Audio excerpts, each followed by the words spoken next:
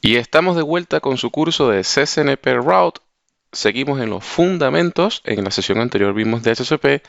En esta oportunidad vamos a ver un tema relacionado que es el DHCP Relay.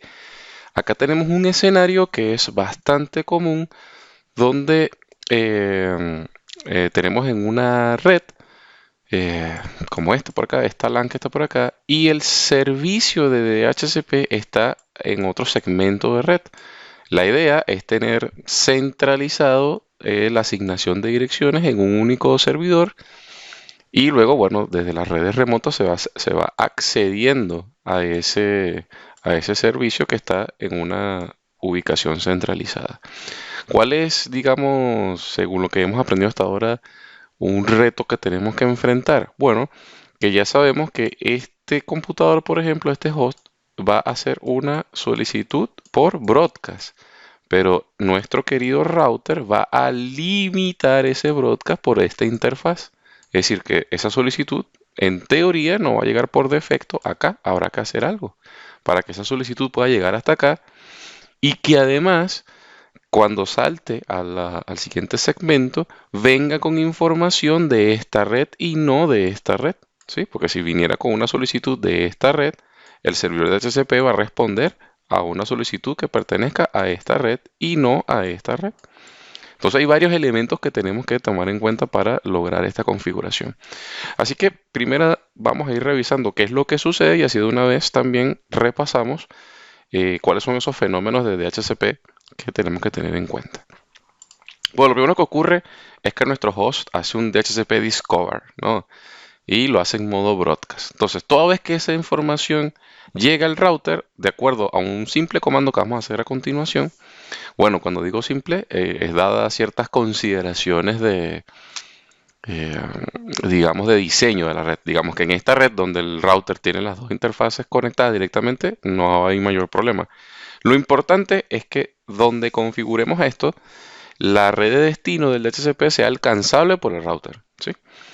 Así que ya le mostraremos al final que es la única cosa que hay que hacer de momento para este escenario. Lo importante es que ocurre primero en el proceso de DHCP, un DHCP discover que va en broadcast, ¿sí? Nuestro router, toda vez que hagamos ese pequeño paso de configuración, va a pasar ese broadcast a el router, ¿sí? Al DHCP, al servidor. Ese DHCP discover va a pasar ahora en forma de unicast al servidor. Con un plus, va a ir con un mensaje que se llama Gateway Address o GI Address, con la información de la red de origen, para que el servidor de TCP, como les comenté al principio, atienda de acuerdo a la información del solicitante, ¿sí? Que como pueden ver en el diagrama, no está en la misma red que el servidor de TCP, que es el propósito. Así que de ahora en más, Router 1 se va a comportar como una especie de proxy de cara a las solicitudes de los hosts de una red versus la configuración del servidor de HCP, ¿sí?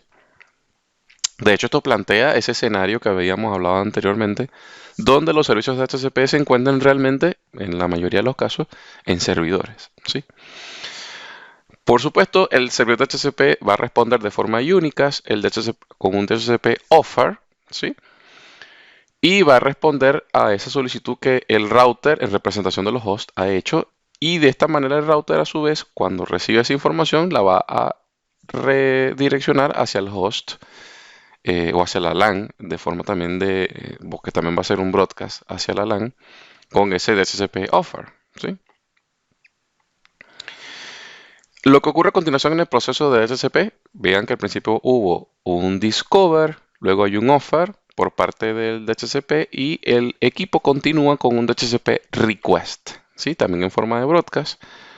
El router hace lo propio, lo va a pasar en forma de unicast hacia el servidor. El servidor, pues en consecuencia va a responder, perdón, con un acknowledgement, ¿sí?